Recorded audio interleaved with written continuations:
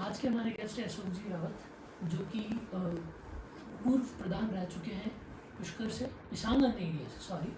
और प्रधान रहते हुए इन्होंने बहुत महत्वपूर्ण कार्य किए हैं। और उसके बाद प्रधान रहते हुए इनको बहुत सारी समस्याओं को इन्होंने बहुत नज़दीक से देखा है। इसीलिए शायद इन्होंने विधानसभा में दावेदारी की थी। विधानसभा में जो इनकी दावेदारी थी, हनुमान बेनीवाल की पार्टी से इन्होंने दावेदारी की थी। हार जीत अपना एक अलग पॉइंट रखता है, वहाँ से ये किसी कारणवश नहीं जीत पाए। उसके बाद ये अपने जीवन में सफल वकील है। एडवोकेट होने के साथ साथ ये एडवोकेट एसोसिएशन, जिसको हम बार एसोसिएशन के नाम से जाने जाते हैं, अजमेर में बार एसोसिएशन के ये प्रेसिडेंट है। बहुत बहुत स्वागत है अशोक जी, समय देने के लिए बहुत बहुत धन्यवाद। तो आपने कहाँ से अपना जीवन स्टार्ट किया था, क्या माइंडसेट था आपका गांव प्रधान रहते टाइम? आपने किन किन चीज़ों को सीखा, नज़दीकियों से किन किन चीज़ों को आपने देखा था, किन किन समस्याओं को लेकर लोग आपके पास आते थे, किन किन समस्याओं का आपने समाधान किया, ऐसी क्या समस्याएं थी जिसके बाद में आपने विधानसभा में दावेदारी की थी?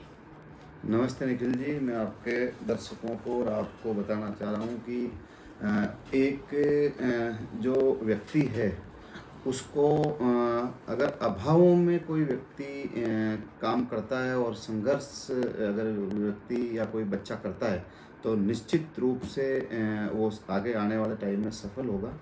और मैं कहना चाहता हूँ कि आज की जो जनरेशन को और प्रत्येक बच्चों को मेहनत करनी चाहिए। मेहनत के साथ में उनको अभावों का सामना भी करना चाहिए और संघर्ष भी करना चाहिए, ताकि उसको जो चीज़ें किताबें नहीं दे सकती है वो आपको परिस्थितियाँ सिखा देती है। और परिस्थितियों से लड़के मैं एक पुष्कर के पास गोगलिया गांव है, वहाँ किसान परिवार में जन्मा। वहीं मैंने पैदल नांद गांव में स्कूलिंग की। उसके बाद में पुष्कर आया, पुष्कर के बाद में गवर्नमेंट कॉलेज अजमेर में मैंने ग्रेजुएशन किया, लॉ की डिग्री यहाँ से ली। ये किस सन की बात है सर? ये 94 में मैं गवर्नमेंट कॉलेज में आया। उसके पहले मैं 92 से 94 तक पुष्कर स्कूल में था। उसके पहले मैं नांद स्कूल में था। इस प्रकार 94 से मैं यहाँ आया और अपने आज 2001 से मैं अपने अजमेर सेशन कोर्ट में वकालत कर रहा हूँ। अच्छा, वकालत के साथ साथ सामाजिक जो हमारे संगठन है, सामाजिक संगठनों में भी मैंने काम किया है, राजनीतिक क्षेत्र में भी मैंने काम किया है और संघ परिवार से भी जुड़ा रहा हूँ। मैं विद्यार्थी परिषद से भी जुड़ा रहा। इस प्रकार वकालत के साथ साथ में जो प्रत्येक क्षेत्र में बीजेपी से भी आप जुड़े हुए थे? बीजेपी में भी मैं किसान मोर्चा में महामंत्री रहा, ओबीसी मोर्चा का भी मैं जिला अध्यक्ष रहा, युवा मोर्चा में भी मैं काम किया। और उसके साथ मैंने पिसांगण का 2020 तक मैं प्रधान था। जो 47 ग्राम पंचायत मेरे पास थी, उसमें भी मैंने प्रत्येक ग्राम पंचायत में और गांव तक, चाहे पानी की समस्या हो, सड़कों की समस्या हो, चाहे और किसी भी प्रकार की आम व्यक्ति के जो काम होते हैं, और उन व्यक्ति के बिजली, पानी, सड़क, स्वास्थ्य और खुद के निजी कार्य भी जो हुआ करते थे, वो भी मैंने सबके काम किए हैं और आज भी लगातार सेवा कार्यों में जुड़ा हुआ हूँ। अब उसके प्रधान के बाद में मैंने पुष्कर से विधानसभा का चुनाव भी लड़ा था और मैं तीसरे स्थान पे रहा। और उसके बाद में फिर बार एसोसिएशन अजमेर के जो प्रेसिडेंट के रूप में भी मैं भी कार्यरत हूँ। और हाँ, ऐसी क्या समस्या आ गई थी कि बीजेपी से बहुत लंबे समय से जुड़ाव होने के बाद भी आपको बीजेपी ने टिकट नहीं दिया? कई बार जो चयन होता है उसके अंदर जो पार्टी की क्या चयन करती है या क्या सोच रहती है, मैंने भी पिछले 4 चुनावों से बीजेपी से मैं टिकट की मांग करता आ रहा हूँ और मुझे आम जनता ने और लोगों ने तो भरपूर जो सहयोग किया था और पार्टी की मैंने सेवा भी की थी, लेकिन कुछ परिस्थितियाँ रही जो मुझे टिकट नहीं मिला। फिर मेरे जो कार्यकर्ताओं ने और मेरे जो सपोर्टरों ने, उन्होंने कहा कि नहीं, आपको चुनाव लड़ना चाहिए। और फिर हनुमान बेनीवाल जी ने मुझे ऑफ़र दिया और उनसे बात हुई तो उन्होंने कहा भाई आप आरएलपी से हमारी टिकट हम दे रहे हैं और आप चुनाव लड़ें। और उसमें मैंने चुनाव लड़ा था और लगभग 17,000 वोटों के साथ में मैं तीसरे नंबर पे रहा। बीजेपी और हनुमान बेनीवाल की पार्टी दोनों में सर आपने क्या क्या चीज़ें देखी, क्या क्या चीज़ें सीखी, क्या क्या डिफरेंशिएट है कि जो एक बीजेपी करती है हनुमान बेनीवाल की पार्टी वो नहीं करती है, वो करती है, ऐसा कुछ जो आप बताना चाहें? देखिए, हनुमान बेनीवाल जी की पार्टी जो है वो अभी नई नई पार्टी है, तो उसमें जिस प्रकार से जो संसाधन या जो उनकी जो टीम मतलब एक बूथ लेवल तक नहीं है, और भारतीय जनता पार्टी है जो एक बड़ा संगठन है, वो बूथ लेवल तक काम करती है, तो उसमें लोग कार्यकर्ता ज़्यादा मिल रहे हैं। और हनुमान बेनीवाल जी की जो पार्टी में है तो बूथ स्तर तक कार्यकर्ता अभी नहीं है, लेकिन हनुमान बेनीवाल जी भी संघर्ष करने वाले व्यक्ति है और किसानों को और मजदूरों को साथ लेके काम करने वाले व्यक्ति है, तो उनमें वो थोड़ी अभी उस स्तर पे फैली हुई नहीं है। भारतीय जनता पार्टी है जो बूथ लेवल तक और गांव स्तर तक फैली हुई पार्टी क्या है। हम देख सकते हैं कि अशोक जी रावत वापस बीजेपी ज्वाइन कर सकते हैं?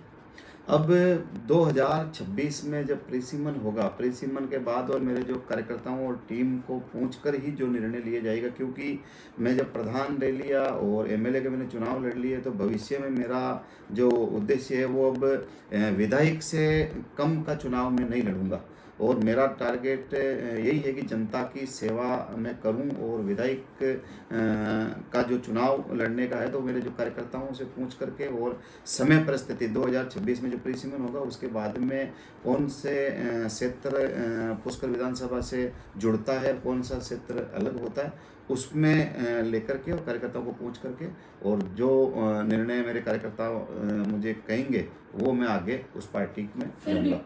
कौन सी पार्टी है को आप फर्स्ट प्रेफरेंस देंगे? भाई मेरे लिए जो राष्ट्रीय पार्टी है भारतीय जनता पार्टी है, कांग्रेस पार्टी है, तो आप जो कांग्रेस में जा राजस्थान सकते हैं? क्या हम राजस्थान देख सकते हैं अशोक जी कांग्रेस ज्वाइन कर रहे हैं? कांग्रेस का दामन अशोक जी ने थामा? नहीं, मेरे जो कार्यकर्ताओं ने ये कहा है कि जो विधानसभा का परिसीमन के बाद में जो दोनों पार्टियों के जो है लोग संपर्क में है मेरे से, बीजेपी के भी संपर्क में है और कांग्रेस के भी संपर्क में है, लेकिन कार्यकर्ताओं को पूछ करके और जनता की सेवा करने के लिए मैं ये तय करूंगा, और उस समय की परिस्थितियां क्या रहती है वो उस समय ही तय कर पाएंगे। मतलब अभी कुछ फिक्स नहीं है कि आप हनुमान बेनीवाल जी के साथ हाँ। आगे रहेंगे या भारतीय जनता पार्टी में वापस शामिल होंगे या फिर कांग्रेस की तरफ भी आपका रुझान हो सकता है, ये आने वाले टाइम में हम इसको बहुत अच्छे से देख पाएंगे, ये आने वाले टाइम में क्लियर हो जाएगा। अब सर बहुत सारे ऐसे डाउट हैं, आप सफल वकील हैं, बार एसोसिएशन के आप अभी प्रेसिडेंट हैं, उसके नाते सर बहुत सारे ऐसे सवाल हैं जो आम जनता में अभी चल रहे हैं, कुछ सवाल भी हैं, कुछ डर भी हैं, अपन उनके बारे में बात करते हैं। हाल ही में सर अभी राम मंदिर बना, वैसा ही मुद्दा राम मंदिर ज्ञान व्यापी, ये मुद्दा अभी चल रहा है। तो आपके हिसाब से सर ये जो राम मंदिर ज्ञान व्यापी के जो मुद्दे हैं, ये इन जगहों पे जो एएसआई की टीम का जो गठन होता है, ये किसी एजेंडा के रूप में होता है या पुरानी चीज़ों को बाहर निकालने की एक प्रक्रिया बनती जा रही है? इस पे सर आपको क्या? नहीं, इसमें मैं ये कहना चाहूँगा कि कई बार जो वास्तविक जो मुद्दे भी होते हैं लीगल रूप से भी जो होते हैं, धार्मिक जो चीज़ें हैं वो उनकी जो पुरानी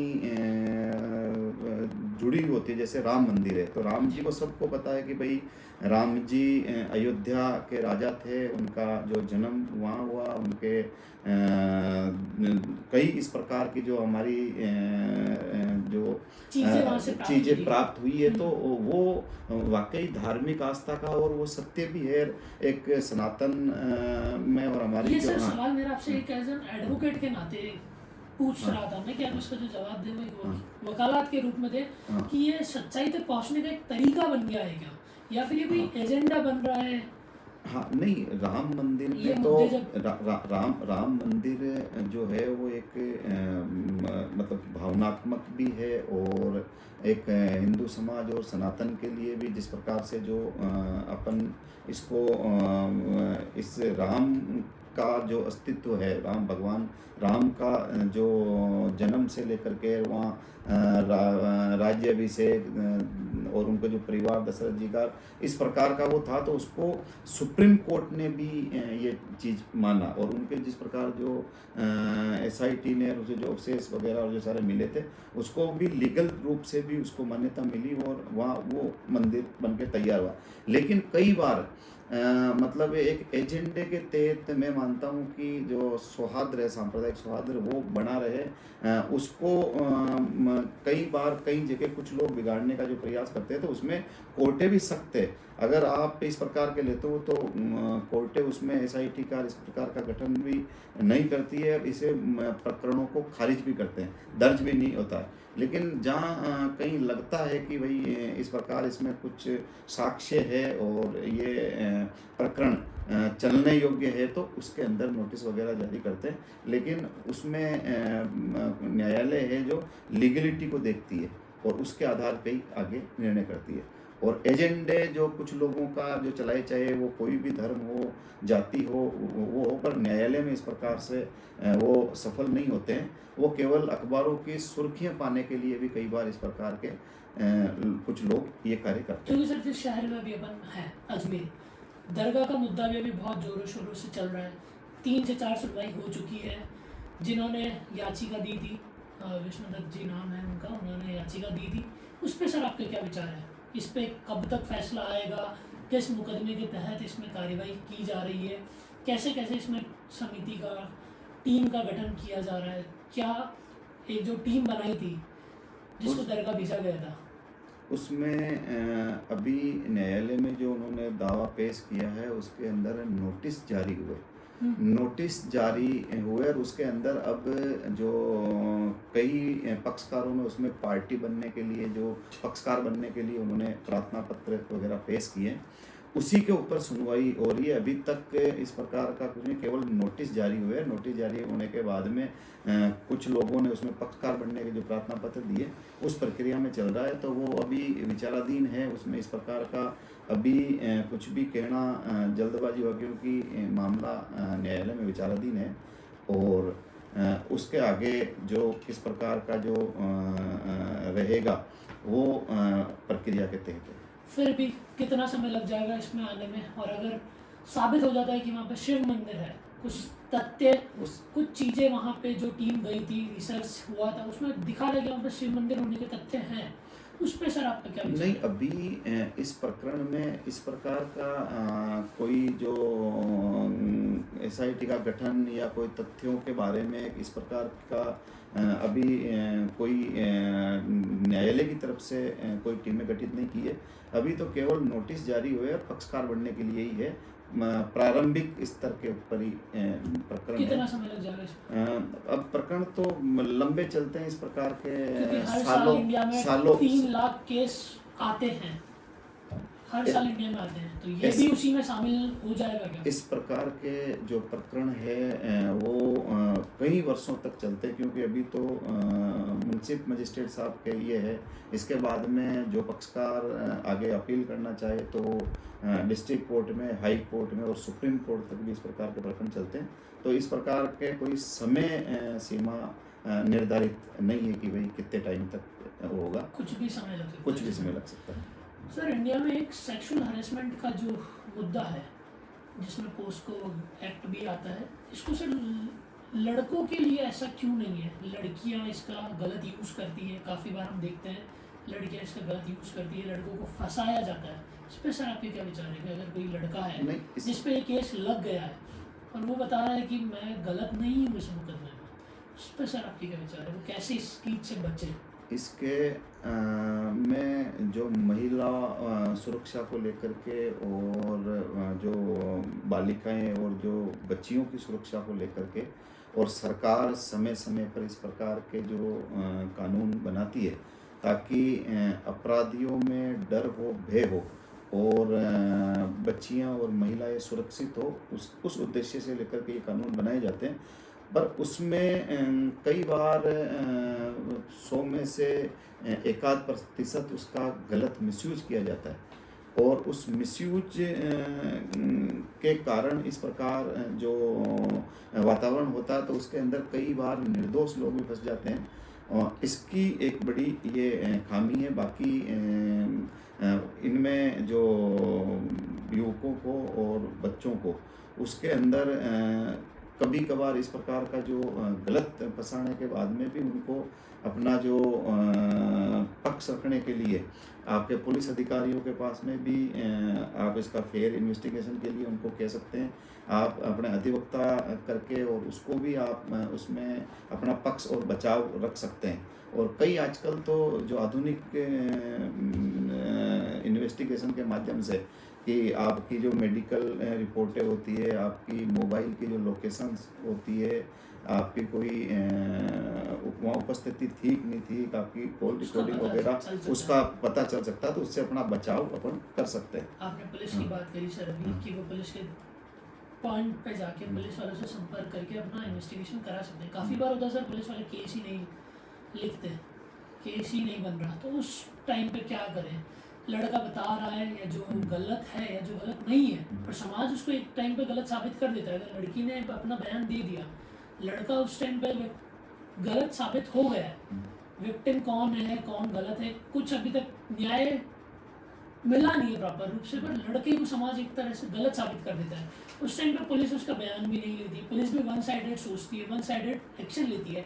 इस समय पे क्या करना चाहिए? नहीं, इस प्रकार के कई मुकदमे जो हुए जिसमें जो लड़कियों ने या महिलाओं ने इस प्रकार अगर गलत तरीके से कोई मुकदमा दर्ज करवाया तो पुलिस के जो उच्च अधिकारियों के पास में भी कई लोग गए और उसमें उसका जो अनुसंधान हुआ और उस प्रकरणों में मतलब एफआईआर पेश हुई है।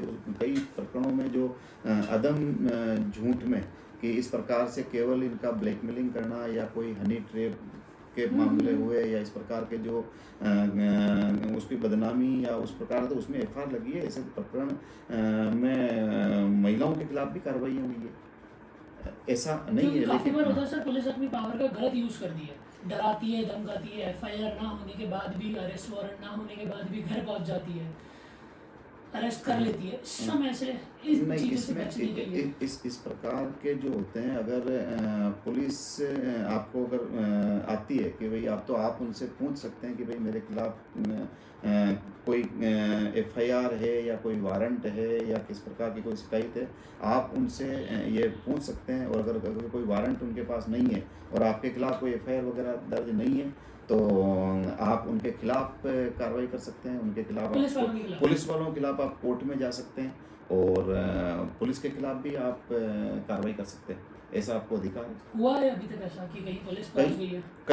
कई बार पुलिस ने अगर बिना वारंट और बिना एफआईआर के इलीगल रूप से अगर हिरासत में लिया तो आपके थाने के जो सीसीटीवी कैमरों, सुप्रीम कोर्ट का गाइडलाइन है कि आप थाने में सीसीटीवी कैमरे वगैरह लगाएंगे और आप किसी को भी अवैध रूप से हिरासत में नहीं रख सकते हैं। और अगर अवैध रूप से हिरासत में बिना वारंट और बिना एफआईआर के आप उनको गिरफ्तार करते हैं या थाने में रखते हैं तो उसकी आप न्यायालय में उनके खिलाफ आप शिकायत कर सकते हैं और वहाँ की सीसीटीवी फुटेज वगैरह और इस प्रकार का वहाँ न्यायालय में मंगवा करके और दोषी अधिकारियों के खिलाफ कार्रवाई होती है। हुई है कई जगह। अजमेर कोर्ट में हुआ है, अजमेर कोर्ट में भी हुआ, क्योंकि अभी हाल ही में ब्यावर विजयनगर में कांड हुआ था सर, जिसमें हिंदू लड़कियों के साथ मुस्लिम पक्ष के लड़कों ने बहुत गलत किया। उस पर अभी तक फैसला आना बाकी है। वो केस कौन लड़ रहा है, क्या आप उनसे मिले हैं, दोनों पक्ष के वकीलों से आपके क्या संवाद रहे हैं, क्योंकि आप एक महत्वपूर्ण अपना स्थान रखते हैं कोर्ट में, आपके क्या विचार है सर उस पर दोनों पक्षों के पॉइंट ऑफ व्यू से? देखिए, पहले तो मैं ये कर देता हूँ कि अपराधियों का कोई जाति धर्म नहीं होता। अपराधी किसी भी धर्म का, किसी भी जाति का हो सकता है। अपराधी अपराधी होता है और जो अपराध करेगा उस अपराधी को कठोर सजा मिलनी चाहिए। तो इसके अंदर जो अपराधियों ने जो जिस प्रकार से ये जो घृणित कृत्य किया है, वैसे लोगों को वकीलों ने भी मतलब बहिष्कार किया कि इनकी पैरवी नहीं करेंगे और ऐसे लोगों को सजा मिलनी चाहिए। उसको लेकर भी न्यायालय भी सख्त है और अधिवक्ता भी सख्त है। और इस प्रकार के घृणित अपराधियों को कठोर से कठोर सज़ा मिलेगी और अधिवक्ता भी उसमें पीड़ित पक्ष की तरफ से पैरवी करेंगे और न्यायालय भी बहुत इसमें सजग है। उसकी पॉक्सो कोर्ट के अंदर मुकदमा चल रहा है और फास्ट गति से चल करके और इसमें क्या लगता है इस पे क्या रहेगा? इसमें मुझे पूर्ण विश्वास है कि इसको जिस प्रकार से पुलिस के जो उच्च अधिकारी और गंभीरता के साथ में इनको त्वरित कार्रवाई की और अपने पॉक्सो कोर्ट में भी इसकी तुरंत सुनवाई होगी और सारे जो गवाह है सारे गवाहों को बुला करके और इस पे जल्द सजा इन ऐसे लोगों को मिलेगी। क्या कार्रवाई अभी इस केस में चल रही है? अभी उस सारे अपराधियों को गिरफ्तार किया गया, उनके खिलाफ जो चालान जल्द ही न्यायालय में पेश किया जाएगा अभी तक चालान पेश नहीं हुआ और चालान कंप्लीट है। उनमें पुलिस के बड़े अधिकारियों ने कहा है कि इसमें जल्द चालान न्यायालय में पेश करके फिर चार्ज लगा के और फिर एविडेंस में जितने जो गवाह है उन सारे गवाहों को न्यायालय में बुला के और उसके बाद में इसका फैसला होगा। तो इसमें बहुत लंबी प्रक्रिया भी लग सकती है। हाँ, एक साल के अंदर अंदर हो जाएगा। इस प्रकार के जो इसमें केस ऑफिसर स्कीम के तहत ऐसे मुकदमों को लेना चाहिए और उसके अंदर फास्ट गवाहों को न्यायालय में बुलवा करके और छोटी तारीखें 10 दिन 15 दिन की तारीखें देके और फिर इसका निस्तारण चाहे तो 6 महीने से लेकर 12 महीनों में इस प्रकार के मुकदमों का निस्तारण हो जाता है। अजमेर में अभी दूसरी घटना भी हुई थी सर, पुष्कर रात में डीजे जा रहा था, वकील साहब जाते हैं डीजे रुकवाने, वकील साहब की पिटाई होती है, पिटाई होने के बाद उनके साथ मारपीट होती है, मारपीट के साथ साथ उनको नचाया जाता है उसी डीजे पे। इस पे एक दिन का अजमेर बंद भी रहा गया, कोर्ट बंद रही, वकीलों ने बहिष्कार किया, फिर वकील लोग जो हैं रोड पर उतरे, काफ़ी जगह जहाँ खुली थी उनको बंद कराया। इस पे सर आपको क्या है, उस वकील के साथ गलत हुआ, सही हुआ, किन चीज़ों पे आगे कार्रवाई होनी चाहिए, ये चीज़ वापस नहीं हो, इस पे इसके लेकर के और हमारे अजमेर के अधिवक्ताओं में गहरा आक्रोश था और उसको लेकर के अजमेर के अधिवक्ताओं ने धरने प्रदर्शन किए। अजमेर शहर सहित पुष्कर, ब्यावर, नसीराबाद को भी बंद करवाया गया था और उसको लेकर सीएम साहब को ज्ञापन भी दिया कि हमारे अधिवक्ताओं को जो प्रोटेक्शन एक्ट लागू किया जाए, क्योंकि पिछली सरकार ने ये पारित कर दिया परंतु वो अभी जो अटका हुआ है और उसके को लेकर भी हमने ज्ञापन दिया है। और हमारे जो वकील साथी की जो जिस प्रकार से जो हमला हुआ और उनकी जो जान चली गई थी उसमें भी उनके खिलाफ हत्या का मुकदमा दर्ज किया और समस्त जो हमलावरों को गिरफ्तार किया गया, अभी जेल में है। और उसके अंदर जो हमारी 5 सूत्रीय मांगे थी जिसमें उनको मुआवजा परिवार को दिलवाने का था वो हमने दिलवाया, उनके परिवार को जो एक संविदा पे नौकरी दिलवानी थी उसके मांग भी मानी थी। ये जो अवैध रूप से जो शराब का जो ठेका रात्रि को खुला हुआ था उनके खिलाफ भी एफआईआर दर्ज करवाई और उसको हटाने के लिए सहमति बनी थी। जिस प्रकार ये जो डीजे वगैरह जो रात को जो एक 3 डेसिबल से ज़्यादा आवाज़ उनमें चलते थे और 10 बजे बाद भी जो ये थे तो उनके खिलाफ पूरे ज़िले में और संभाग में सख्त कार्रवाई हुई। पुलिस के जो आईजी साहब ने उसको बाद में पूरे संभाग में इनकी धरपकड़ करवाई और इसमें हम लोगों ने जो संघर्ष किया उसको आम जनता को भी फायदा हुआ, इसमें जनता ने भी हमारा साथ दिया। उसके लिए मैं व्यापारिक संगठनों को और आमजन को भी धन्यवाद देता हूं कि आपने अपराधी कोई भी व्यक्ति हो, किसी भी जाति धर्म का हो, अपराधी अपराधी होता है, अपराधियों को खुली छूट नहीं मिलनी चाहिए, उनमें भय होना चाहिए। क्योंकि सर ये जो मुकदमा था ये अटेम्प्ट टू मर्डर का लगा था एक इसमें। हाँ, उसके बाद में फिर हत्या में परिवर्तित हो गया और वो पर स्टार्टिंग अटेम्प्ट टू मर्डर से ही हुई थी। हाँ, पूरा मुकदमा क्या था सर, ये मतलब पूरा क्या सीन था ये? उसमें जो उनका जो उद्देश्य था कि जिस प्रकार उन पर जानलेवा जो हमला किया और उसमें वो अस्पताल में भर्ती रहे और उपचार के दौरान उनकी मृत्यु हो गई, तो उसमें फिर हत्या की धाराएं जोड़ी गई है। कुछ हथियार भी उन लड़कों से बरामद हुए हैं, ऐसा सुनने में आया था। हाँ, ऐसा कुछ है? उनसे उनसे जो भी लठ वगैरह या जो जिसकी साथ मारपीट की, वो पुलिस ने बरामद किया। और इस प्रकार के हमने कहा पुलिस को कि आप कठोर कार्रवाई करें। क्योंकि सर इंडिया में आर्म्स एक्ट इतना स्ट्रिक्ट होने के बाद भी काफ़ी जगह से इलीगल वेपन्स, इलीगल हथियार मिल रहे हैं। सिस्टम का सर ये कहीं ना कहीं लूपहोल है, आप इसको कैसे देखते हैं? देखिए, अगर ऐसा कोई है, कोई मुकदमा कोर्ट में आ रहा है, तो इसको सर आप कैसे देखते हैं? कानून का राज है और आम अपराधियों में भय और आमजन में विश्वास हमारा जो मूल उद्देश्य है। इसके लिए सब कानून के अनुसार, संविधान के अनुसार और न्याय का जो शासन है, उसके अंदर इलीगल हथियार वगैरह कुछ लोग जो रखते हैं, और उससे पुलिस भी लगातार पकड़ रही है उनको आर्म्स एक्ट की धारा लगा करके और आपके न्यायालयों में पेश करती है, जहाँ से उसकी अपराध की गंभीरता को देखते हुए कई बार उनको जेल भी भेजते हैं और उनको सज़ा भी हुई है। परंतु इसमें कई बार कोई फैशन भी काफी समझते बार हैं। सर जितना होता है ये फैशन के रूप में ही हथियार हाँ, कैरी कर रहे हैं। हाँ, फैशन के रूप में आप है जो कहीं भी हथियार दिखा रहे हैं, उनके साथ जो रील्स बना रहे हैं, वीडियो बना रहे हैं, तो अभी जहाँ जहाँ देख रहे हैं पुलिस ने और प्रशासन ने इस पे भी आईटी की टीम बिठा रखी है और उन लोगों के खिलाफ सख्त कार्रवाई कर रही है, जो जिस अपराध की जो गंभीरता होगी और उसको देखते हुए न्यायालय भी सख्ती से पालना कर रहे अगर हैं। किसी के पास हथियार पाए जाते हैं, बरामद होते हैं मौके मुहावने पे, उस पर कौन सी धाराएं लगती है? भाई, उसमें जो आर्म्स एक्ट की जो धाराएं हैं, आर्म्स एक्ट के तहत उनके ऊपर एफआईआर दर्ज होती है, उनको गिरफ्तार किया जाता है और न्यायालय में पेश किया जाता है। न्यायालय उसकी गंभीरता को देखते हुए जेल भी भेजती हैं और उसके बाद में उनको फिर जमानत मुचल के कंडीशन शर्तों के ऊपर देती जमानत है। मिल जाती है सर। अभी हाल ही में अजमेर में 2-3 मुकदमे ऐसे हुए थे, तो जमानत हो गई 2-1 महीने उसमें में। उसमें जमानतें उनकी जो परिस्थिति को देखते कि भाई इनका प्रथम अपराध है या दोबारा नहीं करेगा, उसकी जो उनसे जमानत मुचल के और उसकी शर्तों के ऊपर कि आप दोबारा इस प्रकार के अपराध में लिप्त पाए गए तो आपकी निरस्त हो जाएगी, आपको नियमित ट्रायल कोर्ट में आना पड़ेगा और आप गैर हाजिर नहीं रह सकते, जो न्यायालय कंडीशन के ऊपर उनको बेल देती है।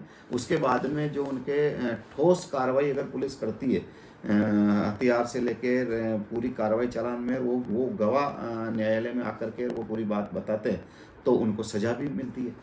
परंतु कई बार गवाह पक्षद्रोही हो जाते हैं और आपकी कार्रवाई में, पुलिस की कार्रवाई में ठोस आधार पे अगर आप चालान पेश नहीं करेंगे और गवाह मजबूत नहीं रहेंगे तो उसमें छूट जाते हैं, बरी भी हो जाते हैं। चाहे कोई भी केस हो, चाहे आर्म्स एक्ट का हो, चाहे पॉक्सो के मामले हो, अभी चाहे तक आप कितने मुकदमे लड़ चुके हैं सर कोर्ट में? अभी तक एक फिक्स संख्या तो नहीं है, लेकिन फिर भी मैं मानता हूँ नियर कि इस 25 साल में मैंने हजारों की संख्या में मुकदमे लड़े हैं और हर प्रकार के लड़े हैं। आर्म्स एक्ट के भी लड़े हैं, दहेज के भी लड़े हैं, अटेम्प्ट टू मर्डर के भी लड़े हैं, पॉक्सो को भी लड़े हैं, SC/ST के भी लड़े हैं, आपके लड़ाई झगड़े के मुकदमे भी लड़े, MACT कभी कोई ऐसा- एक्सीडेंटल केस भी लड़े हैं। कभी ऐसा कोई आपको इंसिडेंट याद हो जहाँ पे जिसकी तरफ से आप लड़ रहे हैं वो गलत है, आपको उसको बचाना है, ऐसा कुछ इंसिडेंट सर कभी तो कभी ना कभी हाँ, तो वही होगा। अभी देखो आपको पता है कि भाई मन में कि ये गलती है, पर इसको बचाना है क्योंकि मैंने इससे फीस ले ली। इस वकालत के पेशे में जब हम आते हैं तो फिर हमारे क्लाइंट का हित हमें देखना पड़ता है। जो क्लाइंट हमें फीस दे करके और उनकी पैरवी के लिए नियुक्त करता है, तो फिर हमारा धर्म बन जाता है, फर्ज बन जाता है कि भाई हमारी क्लाइंट को न्याय दिलवावें, उनको हुआ कभी कोई ऐसा इंसिडेंट याद आता है कि मन में पता चल गया कि भाई ये गलती है? हाँ, कई 25 साल का अनुभव आप कई चेहरा बता कई देता है। कई कई कई बार हम व्यक्ति को जब बिठा के पूछते हैं और सारी चीज़ें करते हैं, तो चाहे वो हम मुकदमे को देखते ही हमें पता चल जाता है कि भाई इसका कितना % है, इसमें रोल है और इसकी क्या क्या गलतियां हैं। परंतु अब हम बैठे हैं वकालत में तो हमारे क्लाइंट का हित और उसका जो बचाव ही हमारा काम है। हुआ है मतलब आपके साथ ऐसा? बाकी कई बार इस प्रकार से होता है, हमें भी लगता है कि इसमें ये चीज़ें गलत है पर गलत है। फीस पर ले ली तो बचाना तो पड़ेगा। भाई उसमें क्या है कि पहले आप फीस भी नहीं, आपको अगर उसने वकालतनामा दिया है और आपको वकील नियुक्त किया तो फिर आपका धर्म बन जाता है उसका केस लड़ना और एक उसको बचाना। अच्छा वकील सर अपन कैसे सेलेक्ट करें? मेरे साथ कुछ मुकदमा हो गया है, मेरे साथ कोई घटना घट गई, बहुत सारे वकील है सर, कैसे पता करें कि कौन सा अच्छा होगा मेरे केस के लिए? आप एक अच्छा वकील वही है जो अपने क्लाइंट का सब कुछ, जो क्लाइंट का जो मुकदमा अगर लिया और उसकी पैरवी और उसकी निष्पक्ष रूप से बिना किसी आपके दबाव के या किसी और कोई लालच में आए अपने क्लाइंट को कैसे न्याय दिलाए, अपने पक्षकार को कैसे न्याय दिलाए, उसका हित वो। और उसमें अलग अलग जैसे फौजदारी के मुकदमा हो तो फौजदारी के अच्छे अधिवक्ता जो फौजदारी में प्रैक्टिस करते वो हैं, कैसे पता सिविल लगे? का सब अपन को खुद को अच्छा ही बताते हैं कि भाई मेरा इतने साल का एक्सपीरियंस है, क्या चीजें देखनी चाहिए? उसके अंदर जो उसकी रुचि होती है, मतलब जिस प्रकार से चाहे डॉक्टर हो जो आपके न्यूरो का हो, फिजिशियन हो, आपके डेंटल हो या आई वाला हो, इस प्रकार से ऐसे ही हमारे जो अधिवक्ता है वो सिविल के बहुत अधिवक्ता जो सिविल के बहुत अच्छे जानकार हैं, बहुत अच्छे फौजदारी के अधिवक्ता वो जानकार है, एमएससीटी के जानकार है। तो जो अलग अलग विषयों के ऊपर रेवेन्यू के अधिवक्ता है, इस प्रकार के जो लोग हैं तो उसमें आपको देख करके वो होगा। अशोक सर, आज के टाइम में अटेम्प्ट टू मर्डर बहुत केसेस फाइल हो रहे हैं।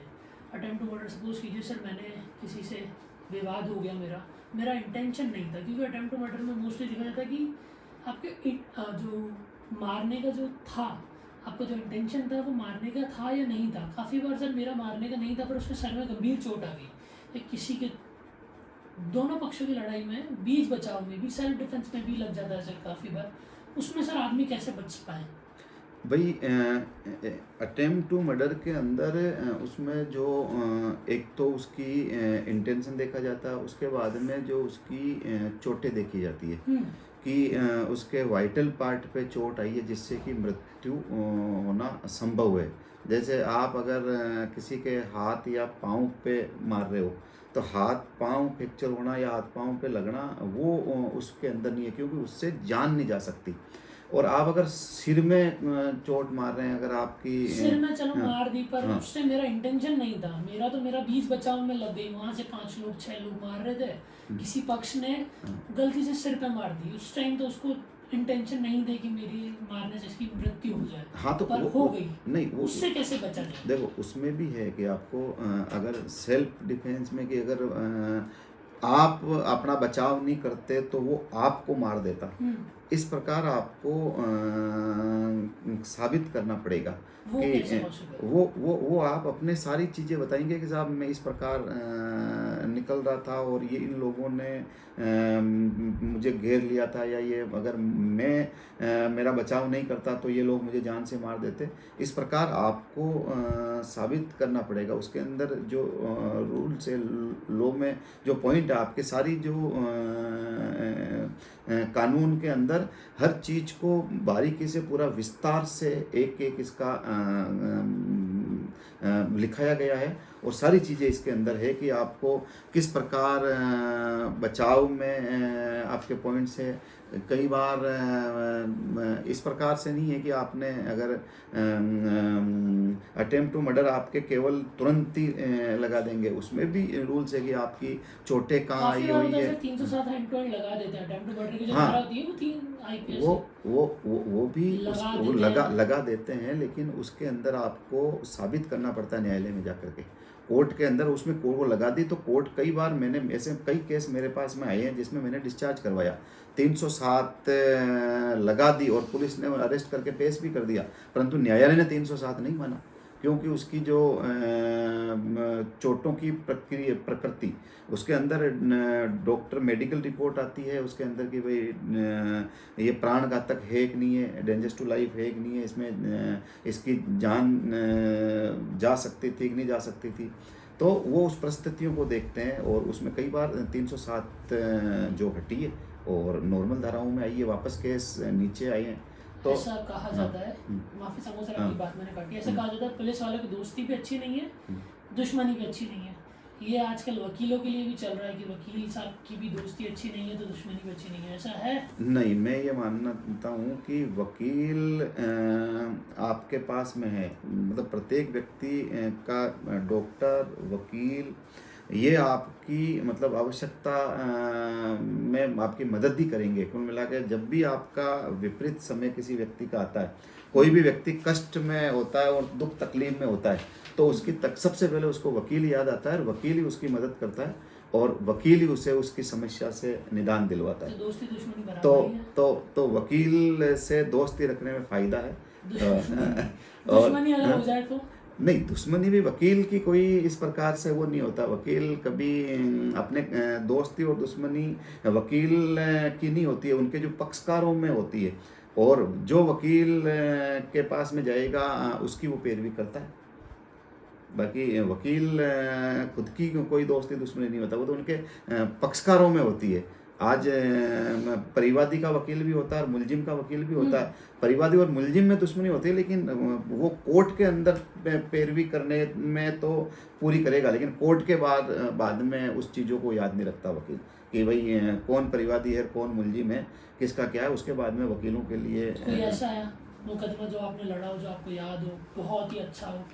हाँ, मतलब इस प्रकार के कई मुकदमे जो आए हैं उसमें परिवादी और अभियुक्त दोनों एक ही गांव के थे और उसमें और कई बार एक ही समाज के भी आते हैं और पर लेकिन उसमें मैं कई बार परिवादी की तरफ से भी गया हूँ, कई बार अभियुक्त की तरफ से भी गया हूँ। अब एक बार जितना मिलने वाला परिवादी था उतना मिलने वाला ही मुलजिम भी थे, लेकिन जिसकी तरफ से अपन ने वकालतनामा लिया, जिसकी तरफ से पैरवी करी, फिर उसकी तरफ से ईमानदारी से पैरवी करके उसके साथ में न्याय दिलवाया। अगर सर कोई क्रिमिनल है या किसी ने कोई गलत इंसान है या किसी के पास अच्छे सबूत है, कोई विक्टिम है, तो उसको सबसे पहले किसके पास जाना चाहिए? पुलिस वाले के पास जाना चाहिए या एक वकील के पास जाना चाहिए? भाई उसको अगर पुलिस पे उनको विश्वास हो और उसके साथ कोई अन्याय हुआ हो तो उसको सबसे पहले पुलिस में मुकदमा दर्ज करवाना चाहिए और उसको लगता है कि मेरी पुलिस में सुनवाई नहीं होगी तो उसको फिर अपना अधिवक्ता के पास आकर उसको साक्ष्य दे, उसको ये सबूत दे कि भाई इस प्रकार से मेरे साथ में घटना घटित हुई या अन्याय हुआ या इस प्रकार की बात हो, तो फिर वो वकील के माध्यम से भी पुलिस वालों के पास चले गए, पुलिस वाला मुकदमा दायर नहीं कर रहा है, एफआईआर नहीं हो रही है, तो वकील के द्वारा एफआईआर दर्ज करवा सकते हैं, उस मुकदमे को लड़ सकते हैं? बिल्कुल। आपकी अगर पुलिस में आप गए और पुलिस में आपकी सुनवाई नहीं हुई, आपकी एफआईआर दर्ज नहीं हुई, मुकदमा दर्ज नहीं हुआ, तो आप अधिवक्ता के पास आइए, वकील के पास आइए, उसको सारे आप घटनाक्रम बताइए और पुलिस को जो आपने सुनवाई नहीं हुई तो वकील साहब को करके और कोर्ट से आप इस्तिगासा करवा सकते हैं, एक आपके वहाँ से आप एफआईआर दर्ज करवा सकते हैं। और आप चाहे कि मैं पुलिस में नहीं जाऊँ तो आप न्यायालय में ही अपने बयान देख करके और अपने जो साक्ष्य सबूत देख करके आपके न्यायालय से सीधा प्रसंज्ञान भी करवा सकते हैं। होता है सब, बिल्कुल। मैंने कई मुकदमों में जहाँ पुलिस में सुनवाई नहीं हुई और मेरे पास में आए, मैंने मुकदमे दर्ज करवाए हैं, उनके अंदर चालान पेश करवाए, उनको गिरफ्तार भी करवाया। आप कभी किसी ऐसे पुलिस वाले से मिले हैं जो पूरा ऑनेस्ट हो, एथिक? हाँ, पुलिस में कई अधिकारी बहुत ईमानदार अधिकारी है, कई पुलिस वाले बहुत अच्छे वर्कर है जो गरीबों को न्याय दिलवाते हैं और किसी प्रकार के मतलब लांछन उनके ऊपर नहीं है और अपने ईमानदारी के लिए जाने जाते हैं। कई अधिकारी मेरे दोस्त हैं जो बहुत ईमानदार हैं और लोगों को न्याय दिलवाते हैं और काम करते हैं। उनका जो जो कानून का भी दे दिया कि अपराधियों में भय और आमजन में विश्वास, ऐसे भी अधिकारी, कई अधिकारी बिल्कुल गलत भी है जो इन्वॉल्वमेंट भी कई अधिकारियों का, कई पुलिस वालों का रहता है। ये तो रही सर वकालत पे बात। अब थोड़े पारिवारिक जीवन पे आते हैं सर। परिवार सर आप कैसे मैनेज कर पाते हैं? इतनी सारी संघर्ष आपने देखा, जुड़े रहे, संस्था से जुड़े रहे, आरएसएस, बीजेपी, हनुमान बेनीवाल जी के साथ। परिवार को सर कैसे समय दे पाते हैं इन सब के बीच में? बिल्कुल, परिवार में कई बार शिकायतें रहती है कि सुबह से लेकर रात तक हम वकालत में, आपके सामाजिक जीवन में, राजनीतिक जीवन में और इस प्रकार से आना जाना भी रहता है, लगा रहता है, तो परिवार को समय कई बार नहीं दे पाते। फिर भी इसके अंदर सामंजस्य बना करके और कैसे मैनेज करते हैं चीज़ों को सर? मैनेज इसके अंदर अब जो है इतना जो दूसरे लोग जो घूमते हैं या छुट्टियां निकालते हैं, उतनी हम छुट्टियां नहीं निकाल पाते हैं। लेकिन फिर भी परिवार को कभी कभी साथ लेकर के खाना खाना या परिवार के साथ कभी समय निकालना पर काफ़ी नाराज़गी भी परिवार में बनी रहती है कि आप ये जो हमारे लिए समय नहीं है, आपका जनता के लिए, आपके पक्षकारों के लिए, लोगों के लिए आप समय निकालते, तो ये दुविधा तो घर में सर रहती फिर है। आप ही की सारी बात मानी जाती होगी क्योंकि आपको तो अपना पॉइंट रखना अच्छे से आता होगा। बच्चे तो सर फिर डर के रहते होंगे। नहीं नहीं नहीं, मैं घर कभी में ऐसा हुआ है कि बच्चे कोई विनती लेकर आए कि फादर साहब ये विनती है, आपने तो डांट के भगा दिया, ऐसा हुआ है? नहीं नहीं, मैं या उनकी नहीं ही चली है हमेशा? नहीं नहीं, बच्चों को हमेशा जो उनकी अच्छी वो बीज है, या जो उनकी शिक्षा दीक्षा, या उनके जो रहना करना, या जो उनकी जो निजी जो आवश्यकताएं हैं, वो सारी उनको मैंने कह रखा है। बिल्कुल वो आकर के मुझे बताते हैं। क्योंकि सर कहा जाता है कि एक वक्त कोई फादर है, वो पुलिस वन में है या टीचर हैं या वकील हैं, उनके बच्चे थोड़े से डर के रहते हैं। क्योंकि मेरे फादर साहब भी टीचर हैं, तो मुझे भी हिचक होती है उन तक कुछ पहुंचाने में, कुछ बात रखने में। उसका जरिया एक होता है, मदर तक बात पहुंचाओ, वो फादर को ट्रांसफ़र हो जाएगी। क्या आपकी फैमिली में भी ऐसा होता है? नहीं, ये पहले के टाइम में सख्ती ज़्यादा होती थी। उस टाइम में जो टीचर्स थे और वकील, पुलिस, वो मतलब थोड़े सख्त मिजाज के हुआ करते थे।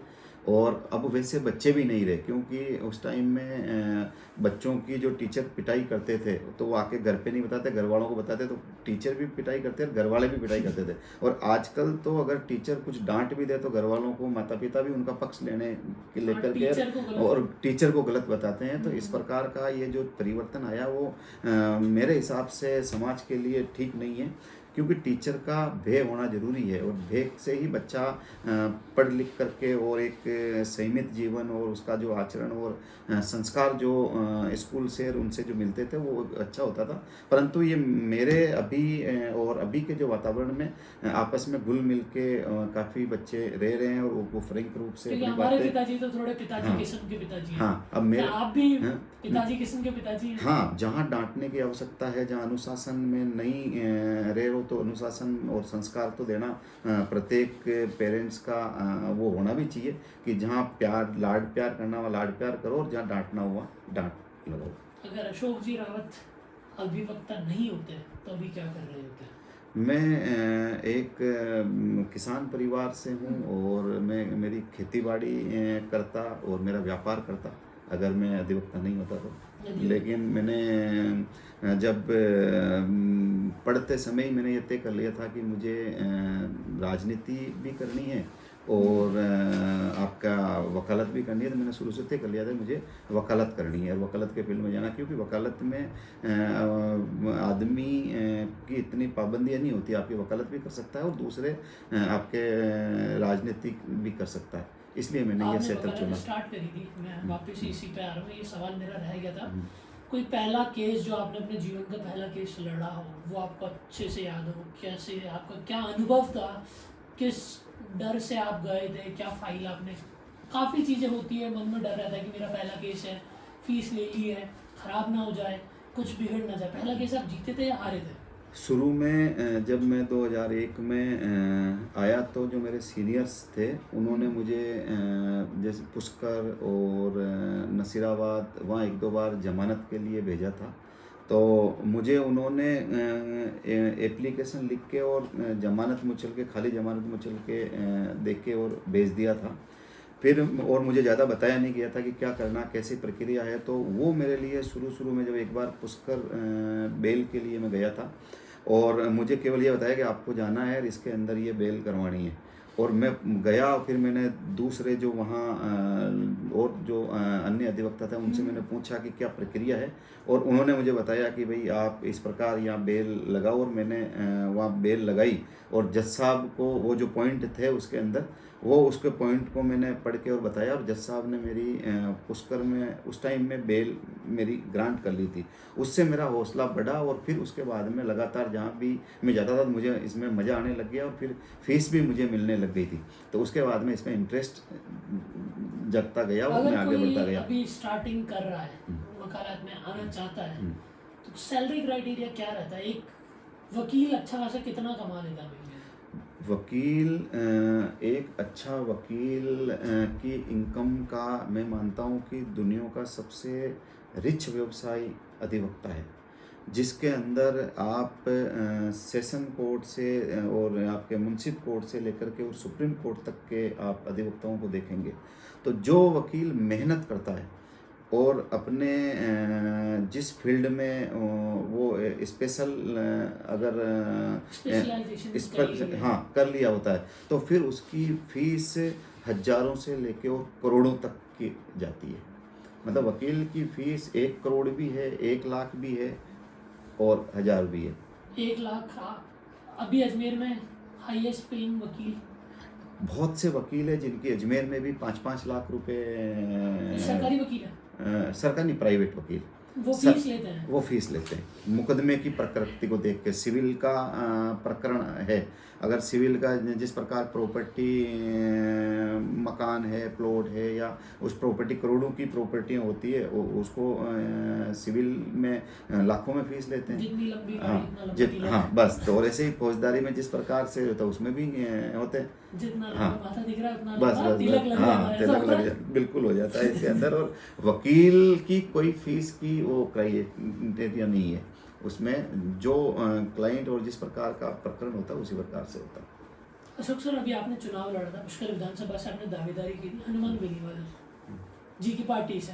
उससे पहले आप बीजेपी से थे, आपने बताया काफ़ी समय से आप रहे हैं। आपके सामने जो चुनाव लड़ रहे थे सुरेश सिंह जी रावत, जो जीते भी हैं, अभी वो मंत्री भी हैं हाल ही में, आपके और उनके संबंध कैसे हैं? भाई देखो, सुरेश जी और हमने दोनों ने बरसों तक साथ काम किया है, और वो मेरे भाई मित्र भी है, भाई भी है। और राजनीति में कोई दोस्ती दुश्मनी नहीं होती है। सब लोग टिकट मांगते हैं और टिकट एक को मिलता है। जीत भी राजनीति में सब चुनाव लड़ते हैं और एक जीतता, बाकी सब हारते हैं। तो ये उनके संबंध कैसे हैं? तो हमारे, अगर आपको अशोक जी को एक लाइन में बताना पड़े उनके जीवन को, या उनके बारे में आपको एक लाइन में कुछ बोलना पड़े, तो आप क्या बोलेंगे, क्या बताएंगे? सुरेश जी भाई है, मित्र हैं और दोस्त है, बरसों तक साथ काम किया है। क्या हम आगे अशोक जी को और सुरेश जी को साथ में देख सकते हैं? राजनीति में सब कुछ संभव है, राजनीति में कोई असंभव नहीं है। राजनीति में सारी जो चीज़ें हैं वो भाग्य का और आपके मुकद्दर किस्मत की बातें होती है। मेहनत सब करते हैं, और मेहनत और भाग्य दोनों जब आते हैं तो सारी चीज़ें होती है। ऐसी क्या मेहनत थी जो आपने नहीं करी और वो करके आगे पहुंचे? एक ही समाज से आते हैं, क्या इसका थोड़ा सा ड्रॉबैक हुआ है?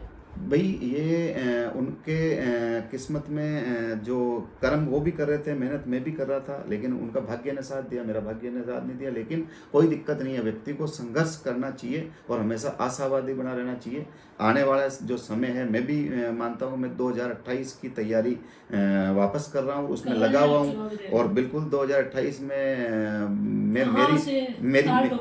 मेरी तरफ से मैं मेहनत में कोई कमी नहीं रखूँगा। बाकी आगे भगवान और प्रभु की मैं पुष्कर से, मैं 2028 में पुष्कर से दावेदारी करूंगा और पुष्कर से विधायक का चुनाव लड़ूंगा। और पार्टी है जो अभी मेरी जो टीम और मेरे जो लोग हैं उनको मिलकर के तय करेंगे।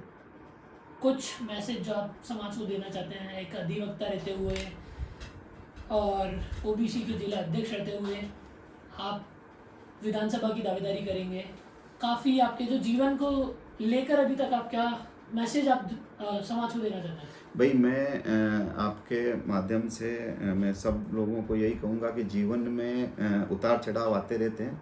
आपको संघर्ष करना चाहिए और मैं तो शुरू से स्कूल टाइम से लेके कॉलेज टाइम और आज तक लगातार संघर्ष करने वाला व्यक्ति हूँ। कभी आपको हताश निराश नहीं होना चाहिए। जो आजकल के जो बच्चे हैं या किसी भी क्षेत्र में हैं, चाहे पढ़ाई कर रहे हैं वो आप, चाहे राजनीतिक क्षेत्र में हो, चाहे व्यापार में हो, चाहे आप वकालत में हो या आप अन्य क्षेत्र में हैं, आप 365 दिन एक समान नहीं होते हैं। कई बार आपको दुख तकलीफें हो सकती है। थोड़े समय के लिए आपके व्यापार में या आपके कोई स्टूडेंट एक बार फेल होने का मतलब है कि ज़िंदगी समाप्त नहीं होती है, वापस उसको मेहनत करनी चाहिए। राजनीति में आप आए हैं और एक बार असफल हो गए ऐसा नहीं है। कई बार चुनाव हारते हैं, कई बार चुनाव जीतते हैं। आज मैं भी इधर था और आज मैं अजमेर डिस्ट्रिक्ट बार का जो अध्यक्ष मुझे सम्मानीय अधिवक्ताओं ने जो बनाया, और अजमेर बार का अध्यक्ष बनना मैं अपना आप को एक सम्मान के रूप में मानता हूँ कि अजमेर बार का के जो मेंबर्स है वो हाई कोर्ट और सुप्रीम कोर्ट के जजेस तक गए हुए। अजमेर बार के अधिवक्ता पूरे देश में उनका नाम है और कई जगह वो बैठे हैं। तो अजमेर एक प्रतिष्ठित बार है, उसका अध्यक्ष के रूप में आज मैं बैठा हूँ। और मैं सब लोगों को यही कहूँगा कि आप निरंतर चलते रहे, निरंतर मेहनत करते रहे, कभी हताश निराश नहीं रहे, संघर्ष करते रहे। आपको संघर्ष करेंगे तो आपका भगवान भी साथ देगा और एक दिन जो आपने जो सोच रखा है, जो आपका टारगेट है, वो आप अचीव करेंगे, उस पर आप जरूर पहुँचेंगे। हम आपके भविष्य की शुभकामनाएं करते हैं सर। उम्मीद करते हैं 2028 के चुनाव में एक बार और आपसे मुलाकात होगी, उस समय सवाल अलग हो सकते हैं। बहुत बहुत धन्यवाद सर। इस पॉडकास्ट से सर आप कुछ संदेश देना चाहते हैं? बहुत बहुत धन्यवाद निखिल जी। आपने जो इस प्रकार से जो सीधा आप जनता से जुड़े हुए मुद्दे उठाते हैं, आम लोगों को जो आप अपनी अलग अलग क्षेत्र के अलग अलग व्यक्तियों से जो बातचीत करके और आपके दर्शकों को और लोगों तो पहुंचाते हैं, तो निश्चित रूप से उन लोगों को भी फ़ायदा होगा। और तरह तरह के जो अलग अलग फील्ड के जो लोग होते हैं, उनकी जो आप समन्वय के साथ में उनको पहुंचाते हैं, तो निश्चित रूप से उन सब लोगों को मैं यही कहूँगा कि आप भी लगातार मेहनत करते रहें, आगे बढ़ते रहें और हंसते रहें, मुस्कुराते रहें, आनंद करते रहें। Thank you so much.